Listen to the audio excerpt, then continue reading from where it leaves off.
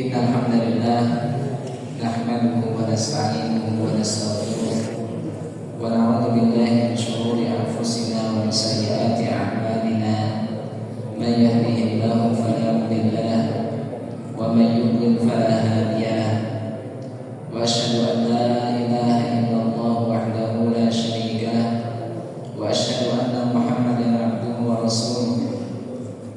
Allahumma shalli wa sallim wa zid wa barik wa an'im ala sayyidina Muhammadin wa ala alihi wa ashabihi wa man tabi'ahum bi ihsanin ila yaumiddin.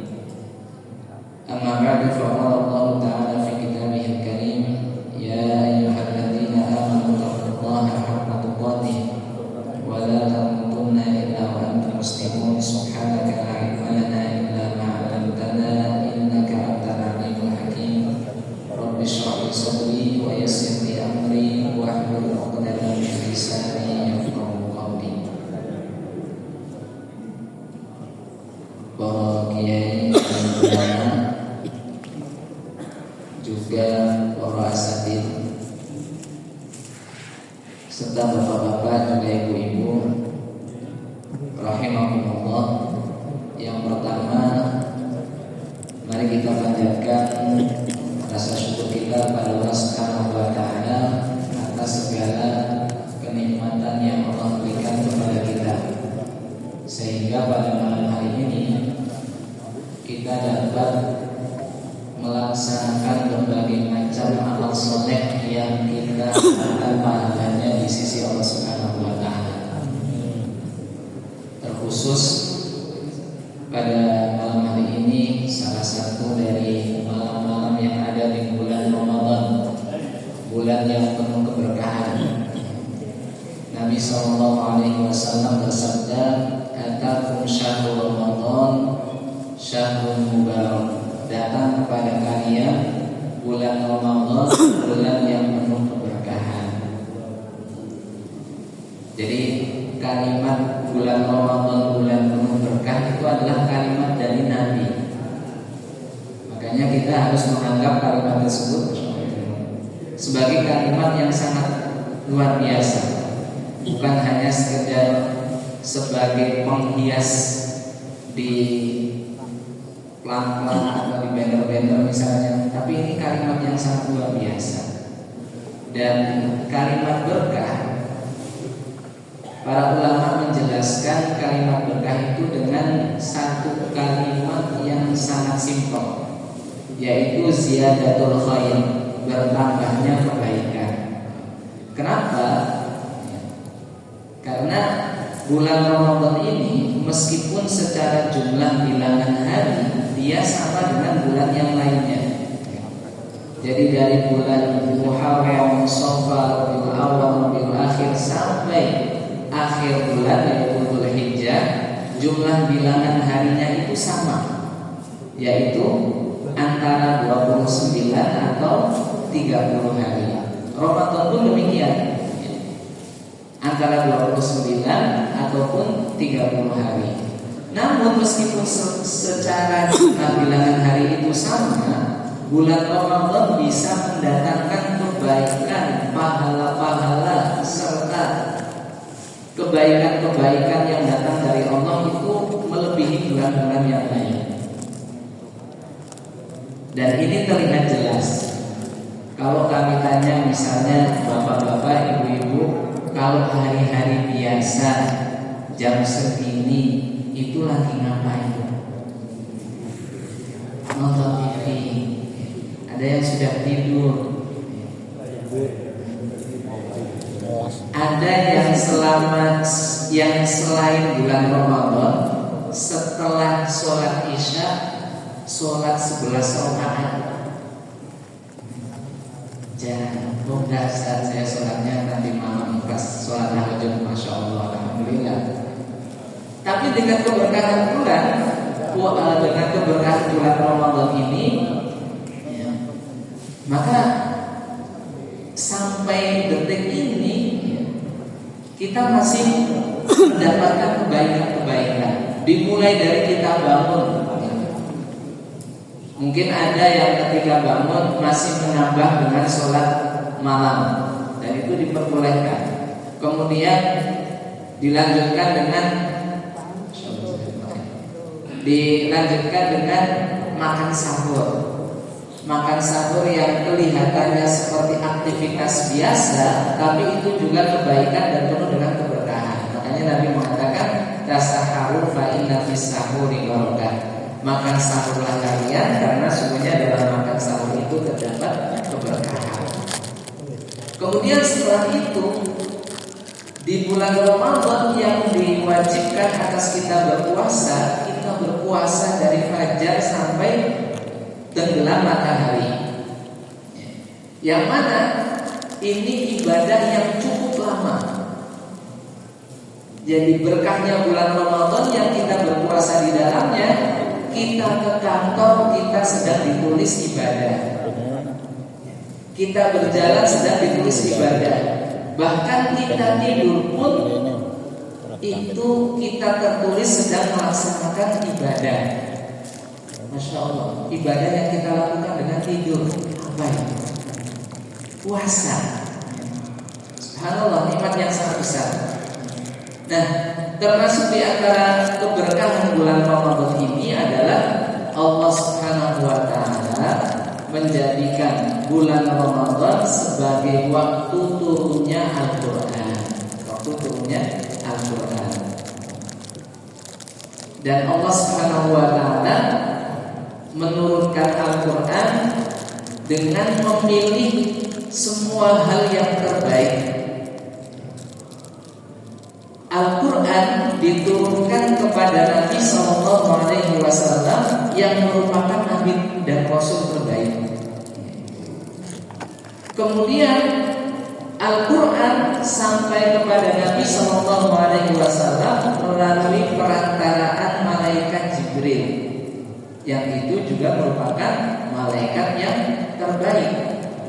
Makanya para ulama ketika menjelaskan di antara ahli tafsir saat menafsir firman Allah Subhanahu wa taala, inna anzalnahu fi lailatul qadr wa ma adraka ma lailatul qadr lailatul qadri khairun min alfi syahr tanazzalul malaikatu war-ruhu fiha bi idzni rabbihim min kulli amr salamun hiya hatta matla'il fajr.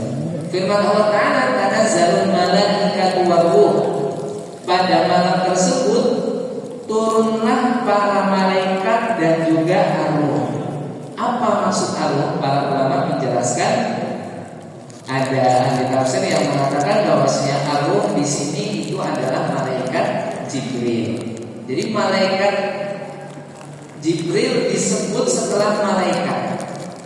Seandainya hanya sekedar kalimat tanazzalul malaikah, para malaikat itu turun, Jibril sudah termasuk. Tetapi disebutkan lagi menunjukkan keutamaan dan kemuliaan Jibril alaihissalam. Kemudian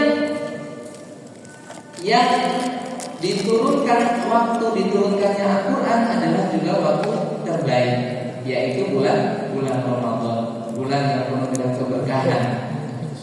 Makanya tidak mengherankan kemudian kalau kita mendapati ungkapan-ungkapan semisal bulan Ramadan itu adalah Syahrul Quran, bulannya Al-Quran, bulannya di mana kita hendaknya semakin banyak mempelajari Al-Quran, semakin kita lebih intens dalam berinteraksi dengan Al-Quran, baik itu membacanya, menghafalnya, memurojaah hafalan yang telah kita hafal meskipun sedikit, atau menggali faedah-faedah, pelajaran-pelajaran, ilmu-ilmu yang Allah sampaikan kepada kita melalui Al-Quran. Karena Al-Quran itu bukan hanya sekedar kitab suci yang fungsinya untuk dibaca saja, tetapi memang bisa kita ambil pelajaran dalam setiap aspek kehidupan kita. Itu bisa kita ambil faedah, bisa kita gali manfaatnya melalui Al-Quran. Karenanya Allah Subhanahu wa taala berfirman dalam surat An-Nahl ayat yang ke-89, wa nazzalna 'alaikal kitaba tibyanan likulli syai'in wa hudan wa rahmatan wa busyra lil muslimin. Kata Allah di surat An-Nahl ayat yang ke-89 ini, wa nazzalna 'alaikal kitab, dan kami turunkan kepada engkau wahai Muhammad al-kitab, yaitu Al-Qur'an. Tibyanan likulli syai'. Tibyanan artinya penjelas. Likulli syai'in atas segala sesuatu. Jadi Al-Qur'an itu bisa menjelaskan segala sesuatu. Kalau seorang mau menggali dengan sungguh-sungguh tiap kalimatnya, bagaimana penjelasan dari Nabi, para sahabat dan orang-orang soleh ahli ilmu dari orang-orang terdahulu ketika menjelaskan ayat-ayat tersebut, kita akan bisa menggali segala sesuatu, kemudian faedahnya diambil dari Al-Quran. Tibyanan likulli syai' wa hudan, juga sebagai petunjuk. Apa sih petunjuk?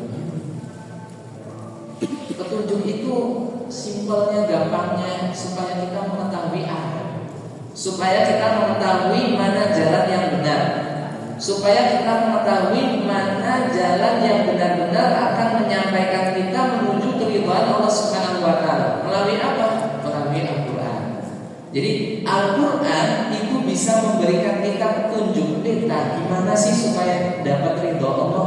Gimana sih supaya Allah Subhanahu wa taala cinta dengan kita? Itu bisa kita dapatkan melalui petunjuk yang ada di dalam Al-Qur'an. Tibyanan likulli syai' wa hudan wa rahmatan, dan juga rahmat, bentuk kasih sayang Allah Subhanahu wa taala, wa busyra lil muslimin, dan kabar gembira bagi orang-orang yang berserah diri, bagi kaum muslimin. Maka muslimin itu harus bahagia, bergembira dengan Al-Qur'an, karena ini adalah rahmat Allah yang sangat agung. Hadirin yang kami muliakan, maka termasuk di antara penjelasan yang bisa kita jumpai dalam Al-Qur'an, petunjuk yang bisa kita dapatkan di dalam Al-Qur'an adalah petunjuk bagaimana kita menjalankan kehidupan keluarga. Sebagaimana yang disampaikan kepada kami tentang tema Nuzul Quran pada malam hari ini adalah bersama sekeluarga meraih takwa kepada Allah Subhanahu wa taala. Ini kan keinginan kita, keinginan Bapak Ibu semuanya. Kita ingin supaya keluarga kita semua, baik yang di atas kita, mungkin orang tua kita, kakek-nenek kita, atau yang di bawah kita, anak-anak cucu-cucu kita ingin semuanya menjadi hamba Allah yang bertakwa, kemudian kita bersama-sama memasuki surganya Allah Subhanahu wa taala. Pertanyaannya adalah caranya gimana? Gimana biar keluarga itu menjadi hamba yang bertakwa? Karena Al-Qur'an itu adalah tibyanan likulli syai', penjelas segala sesuatu, maka kalau kita bertanya bagaimana caranya, kalau kita mau meneliti Al-Qur'an, insyaallah akan kita jumpai petunjuknya. Maka pada malam hari ini, yang semoga Allah Subhanahu wa taala memberikan bimbingan kepada kita, ilmu yang bermanfaat kepada kita semuanya, kita akan mencoba bagaimana Al-Qur'an memberikan inspirasi kepada kita tentang gimana sih caranya supaya kita semuanya sekeluarga menjadi hamba-hamba Allah yang bertakwa. Bapak Ibu yang kami muliakan, rahimakumullah. Sebelumnya kalau kita berbicara tentang takwa, harus kita sepakati bahwasanya seseorang tidak disebut sebagai orang yang bertakwa kecuali terpenuhi pada dirinya dua kriteria atau dua syarat. Seorang tidak akan mungkin menjadi orang yang bertakwa tanpa dua hal ini, tanpa melakukan dua perkara. Dan dua perkara ini dijelaskan oleh para ulama saat mereka menjelaskan tentang makna takwa, di mana Makna takwa itu adalah imtithalu awamirillah wajtinabu nawahi, melaksanakan perintah Allah Subhanahu wa taala dan menjauhi larangan Allah Subhanahu wa taala. Jadi takwa ini harus ada dua unsur ini. Harus melaksanakan perintah Allah dan harus menjauhi larangan Allah. Makanya kalau kita mungkin di bulan ini banyak mendengar firman Allah Subhanahu wa taala di surat Al-Baqarah ayat yang ke-183, ya ayyuhalladzina amanu kutiba alaikumusiyam kama kutiba alal ladzina min qablikum la'allakum tattaqun. Wahai orang yang beriman, diwajibkan atas kalian berpuasa sebagaimana diwajibkan atas orang-orang sebelum kalian agar kalian bertakwa. Nah, di sini orang yang berpuasa apakah otomatis dia akan menjadi orang yang bertakwa? Tergantung. Apakah puasanya memenuhi kriteria orang yang bertakwa, yaitu menjalankan perintah Allah dan menjauhi larangannya. Makanya sebanyak apapun orang berpuasa, puasa tersebut tidak akan mengantarkannya kepada ketakwaan kalau yang dia laksanakan hanya dari satu sisi saja, yaitu sisi menjalankan perintah Allah. Allah memerintahkan kita untuk berpuasa, ya sudah saya berpuasa. Tapi sisi yang lainnya yaitu menjauhi larangan Allah tidak dia lakukan, dia tidak akan menjadi orang yang bertakwa.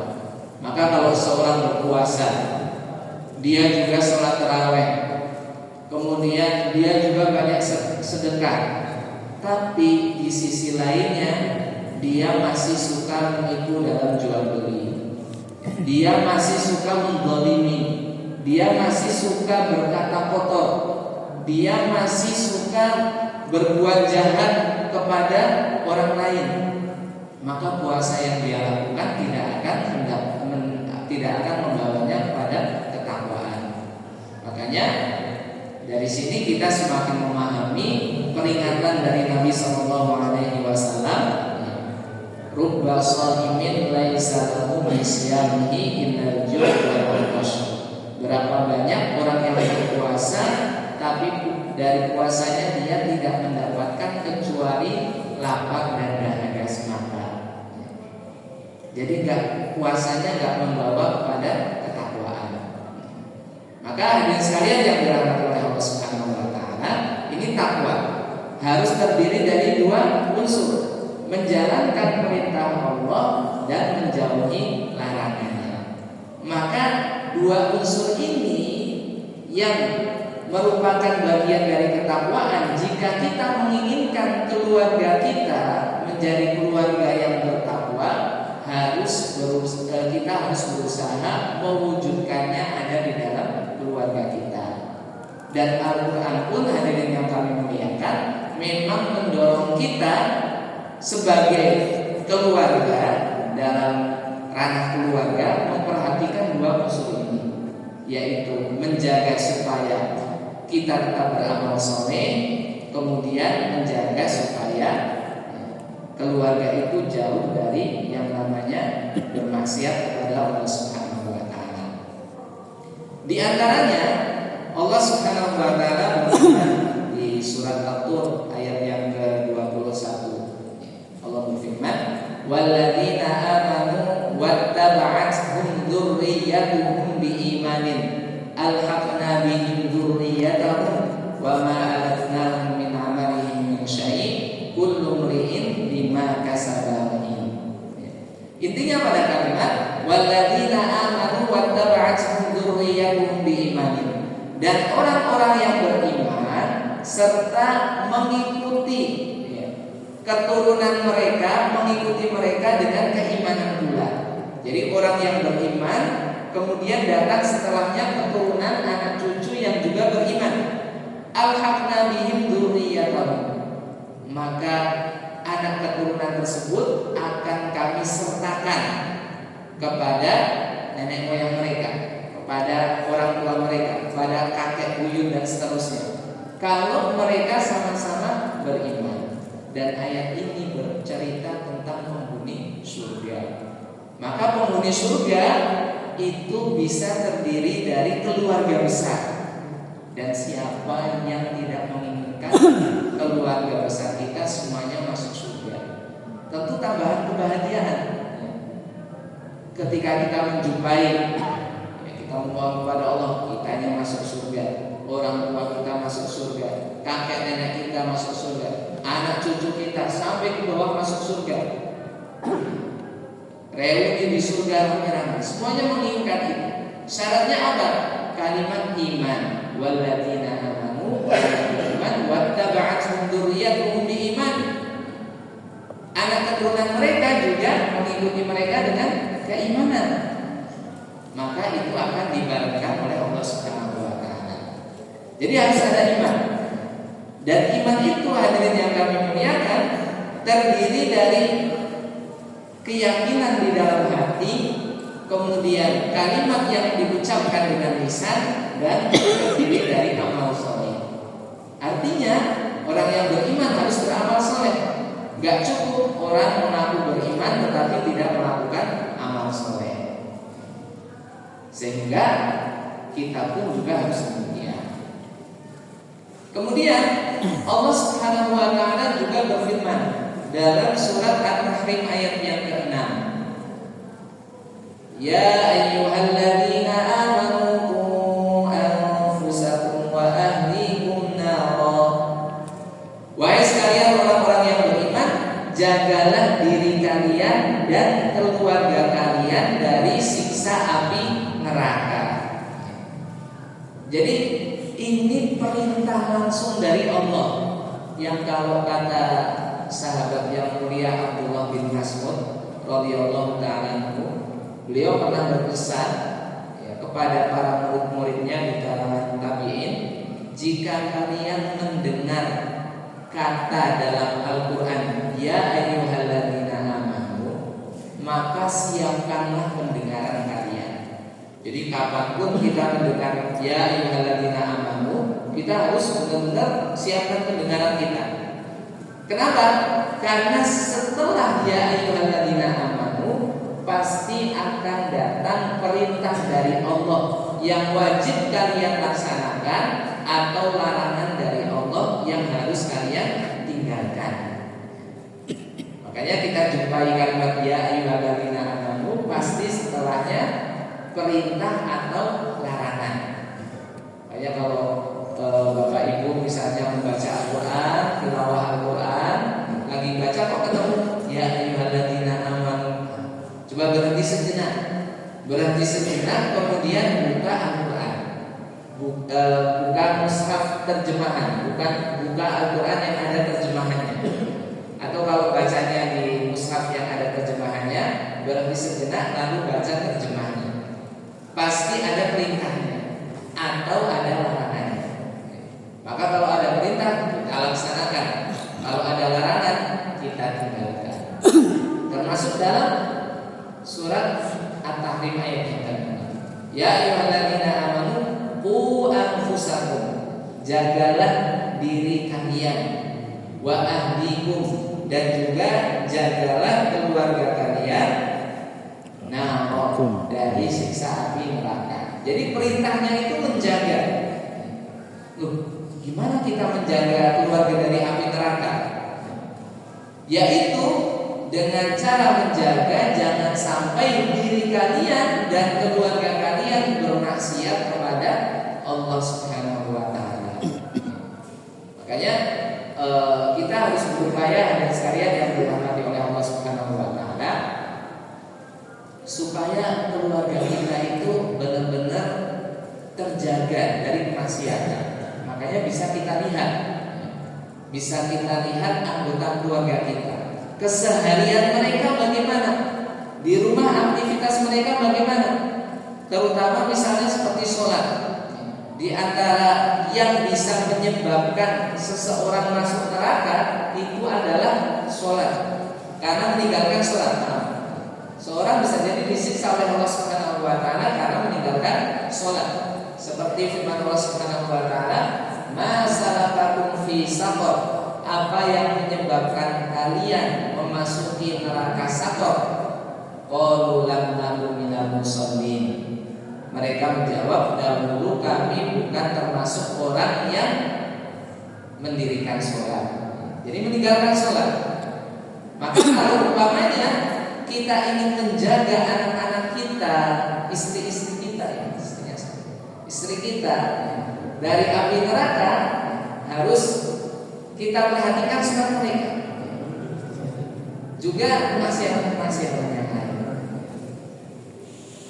Hadirin sekalian yang dirahmati oleh Allah Subhanahu wa taala. Maka ini dua perkara. Bagaimana supaya kita bersama meraih derajat ketakwaan diri kita dan juga keluarga kita, khususnya di bulan Ramadan yang mulia ini, yang penuh dengan keberkahan, yaitu dengan dua perkara. Yang pertama, kita menjaga ketaatan, menjaga ibadah, terutama ibadah-ibadah yang wajib. Kemudian kita menjaga jangan sampai keluarga kita terbiasa dengan kemaksiatan. Artinya kalau kita melihat ada hal yang tidak benar, kita biarkan. Nah, itu kesalahan yang sangat besar. Kita tahu ada yang salah, kemaksiatan yang nyata, keburukan yang terang-terangan, kemudian kita tidak mengingatkan, terutama kepada keluarga sebagai suami misalnya. Maka kita ingat sabda Nabi SAW, kullukum ra'in wa kullukum mas'ulun an ra'iyatihi. Setiap dari kalian itu adalah pemimpin dan bertanggung jawab terhadap apa yang dia pimpin. Akan ditanya oleh Allah Subhanahu wa taala. Kepala keluarga akan ditanya oleh Allah Subhanahu wa taala bagaimana keadaan keluarganya dan seterusnya. Kemudian bapak-bapak sekalian ibu jemaah Masjid Al-Fatah rahimahullah, juga terdapat di dalam sebuah surat dalam Al-Quran yang ini memberi petunjuk kepada kita tentang keluarga, model keluarga yang berbahagia. Tetapi ada yang bahagianya itu terbatas di dunia saja, dan ada yang bahagianya di akhirat. Kita nanti akan memilih yang mana? Kita menginginkan bahagia di dunia dan di akhirat. Jangan sampai di dunia saja bahagia, tetapi di akhirat menjadi orang yang celaka, sebagaimana yang disebutkan dalam ayat ini, yaitu yang Allah Subhanahu wa taala sebutkan dalam surat Al-Insyiqaq ayat yang ke-7 sampai 14. Rangkaiannya itu cukup panjang.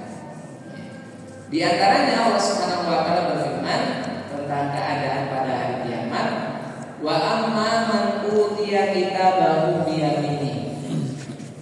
Adapun orang yang mendapatkan catatan amal perbuatannya dengan tangan kanannya, fasaufa yuhasabu hisaban yasira, maka kelak dia akan dihisab dengan hisab yang mudah.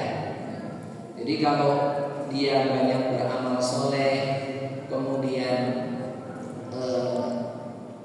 banyak melakukan ketaatan, menjauhi kemaksiatan, kemudian dia mendapatkan catatan amal kebaikan, ketika diberikan ini catatan perbuatanmu di dunia, kemudian dia terima dengan tangan kanan, maka dia akan mendapatkan hisab yang mudah. Fasaufa yuhasabu hisaban yasira. Kemudian yang kedua, wa yanqalibu ila ahlihi masrura, dan dia akan kembali kepada keluarganya dalam keadaan senang, dalam keadaan bahagia. Jadi akan berkumpul pada keluarganya, keluarganya yang lain yang sama-sama beriman. Ini golongan pertama. Kemudian golongan kedua, wa amma man utiya kitabahu wara'a dhahri. Adapun orang yang menerima catatan amal perbuatannya melalui balik punggungnya. Kalau di ayat lain itu dengan tangan kirinya. Tapi kalau di surat Al-Insyiqaq ini melalui balik punggungnya. Para ulama menjelaskan menggabungkan dua ayat tersebut dengan tangan kiri melalui balik punggungnya. Jadi nerimanya gini. Nah, apa orang yang menerima catatan amalannya dengan seperti itu? Allah menyebutkan fasaufa yad'u thubura, maka dia akan berteriak celaka diriku, celaka. Kenapa? Wa yasla sa'ira, dan dia akan memasuki neraka yang menyala-nyala. Yang menarik ayat yang setelahnya, Allah menggambarkan keadaan orang ini, keadaan orang yang menerima catatan amal perbuatan dari balik punggungnya, kemudian dia berteriak celaka, dia memasuki neraka. Allah menggambarkan keadaannya ketika di dunia. Apa itu? Allah berfirman, innahu kana fi ahlihi masrura. Sesungguhnya dia kana dahulu fi ahlihi, bersama keluarganya, masrura, berbahagia, gembira, bersenang-senang bersama dengan keluarganya. Makanya dari ayat ini kita bisa mengambil pelajaran bahwa tidak semua orang yang bersenang-senang di dunia dengan keluarganya itu akan selamat dari siksa api neraka. Ternyata ada model-model yang disiksa oleh Allah memasuki neraka sa'ir, kehidupan dunianya itu masrura, senang. Apakah kita ingin seperti ini? Tentu saja tidak. Kenapa? Innahu dhanna alla yahur. Kenapa dia senang-senang di dunia? Karena dia tidak menyangka kalau dia akan dibangkitkan. Jadi ini diantara bentuk keluarga yang celaka, yaitu keluarga yang memikirkan kehidupan hanya terbatas kehidupan dunia saja, tidak merasa akan adanya hari kebangkitan, sehingga bahagia yang dibatasi hanya kehidupan dunia saja, tidak memperhatikan nasib di akhiratnya nanti akan seperti apa. Maka jangan sampai kita seperti itu. Hadirin yang kami muliakan, kita ketahui orang-orang sebelum kita, bahkan mungkin sebelum kita bertemu Ramadan atau di bulan Ramadan ini, sering kita menjumpai ada berita layu, ada orang yang meninggal, kemudian kita misalnya mengantarkan jenazah mereka ke kubur untuk dikuburkan, kemudian dimakan. Ada Bapak Ibu itu melihat tulisan-tulisan yang ada di lisannya, lahir tahun sekian, wafat tahun sekian. Ada yang wafat tahun, kadang masih ada ya, misalnya ditulis di tahun 1920 sekian. Artinya kan sudah puluhan tahun. Subhanallah. Yang mana bisa jadi hidupnya dia dikubur itu lebih lama dibanding hidupnya di dunia. Maka jangan sampai kita memikirkan kehidupan yang terbatas di dunia dan kita melupakan kehidupan di alam kubur, dan yang lebih jauh dari itu kehidupan nanti di akhirat. Jangan sampai bahagianya hanya di dunia saja, tetapi di dunia mungkin umur kita berapa kita tidak mengetahui, tetapi jarang yang sampai 100 tahun. Tapi kehidupan di alam kubur bisa jadi sampai 100 tahun, bisa jadi 200 tahun. Belum lagi di alam akhirat bisa sampai nggak ada batasnya, sampai selama-lamanya. Maka sungguh sangat tertipu kalau kita mencari kebahagiaan hanya di dunia yang terbatas saja, yaitu dengan yang penting bahagia, udah yang penting bahagia. Tapi kalau kita memperhatikan amalan kita, amal soleh kita, sholat yang kita laksanakan, puasa yang kita kerjakan, itu di alam kubur insya Allah akan menemani kita. Sehingga meskipun kita lama di alam kubur sambil menanti hari kiamat, akan ada teman berupa kebaikan-kebaikan yang kita lakukan. Apalagi nanti setelah terjadi hari kiamat, itu akan selama-lamanya. Maka kita harus menjadi hamba yang cerdas, sebagaimana sabda Nabi SAW, al-kayyisu man dana nafsahu wa amila lima ba'dal maut. Orang yang cerdas itu adalah orang yang menggadaikan dirinya dan dia beramal untuk hari setelah kematian. Jadi beramalnya itu untuk yang setelah kematian. Maka hadirin sekalian yang dirahmati oleh Allah Subhanahu wa taala, maka silakan kita memilih mau bahagianya di mana. Kalau yang pertama, yang bahagia di akhirat itu tidak disebutkan di dunianya seperti apa. Tidak disebutkan di dunianya bahagia atau tidak bahagia, senang atau tidak senang.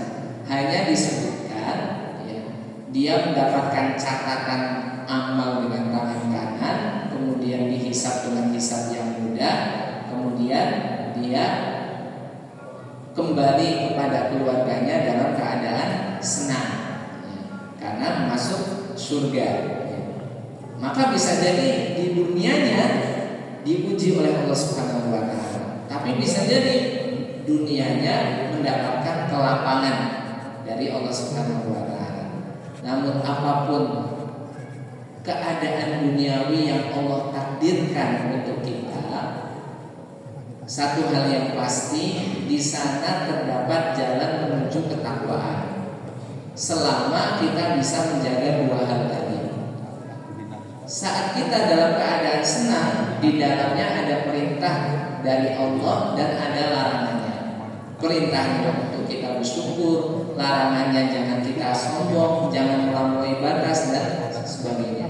Ketika kita diuji oleh Allah Subhanahu wa taala dalam keadaan sempit misalnya, sama, di dalamnya juga ada perintah, ada larangan. Perintahnya adalah supaya kita bersabar, supaya kita tetap istiqomah dalam beribadah, dan larangannya kita dilarang untuk suudzon kepada Allah, kemudian tidak menerima takdir Allah, berkata yang buruk terkait nasibnya dan seterusnya. Selalu dalam keadaan apapun ada perintah dan ada larangannya. Karenanya yang kami muliakan sebagai penutup, satu hal yang pasti, karena ketakwaan itu adalah berkaitan dengan perintah dan larangan. Perintah harus dikerjakan dan larangan itu harus ditinggalkan. Maka ini tidak akan mungkin bisa kita amalkan kalau kita tidak mempunyai ilmunya. Karenanya kita harus selalu bersemangat untuk menimba atau mencari ilmu tentang agama Islam ini.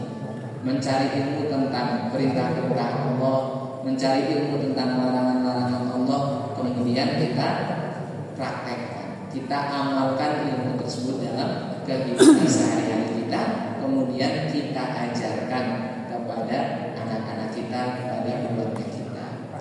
Hadirin yang kami muliakan, bapak-bapak, juga ibu-ibu, rahmatullah, semoga Allah senantiasa merahmati kita semuanya.